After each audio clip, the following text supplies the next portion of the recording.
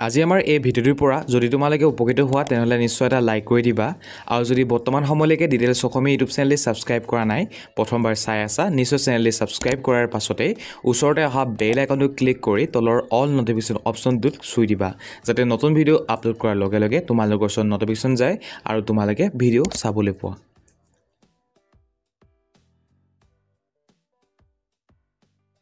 জয় অসম ছাত্ৰ-ছাত্ৰীসকল, আজি আমি তোমালোকৰ কাৰণে লৈ আহিছোঁ এখন ইংৰাজী হাফ ইয়াৰলি কুৱেশ্যন পেপাৰ আৰু এই হাফ ইয়াৰলি এক্সামৰ কুৱেশ্যন পেপাৰখনৰ পৰা তোমালোকে এটা ধাৰণা ল'ব পাৰিবা বা এটা আইডিয়া ল'ব পাৰিবা যে তোমালোকৰ হাফ ইয়াৰলি এক্সামত ইংৰাজী প্ৰশ্ন কেনেধৰণৰ আহিব পাৰে।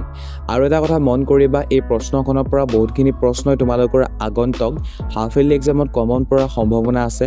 গতিকে নিশ্চয় তোমালোকে এবাৰ হ'লেও ভালকৈ অনুশীলন কৰিবা আৰু এই কুৱেশ্যন পেপাৰখনৰ যদি PDF ফাইল কাৰোবাক লাগে বুলি তোমালোকে ভাবা বা বুট কৰা তেনেহ'লে তোমালোকে মোক হোৱাটছআপত মেছেজ কৰিবা, মই তোমালোকক হোৱাটছআপতে এই কুৱেশ্যন পেপাৰখনৰ PDF দি দিম।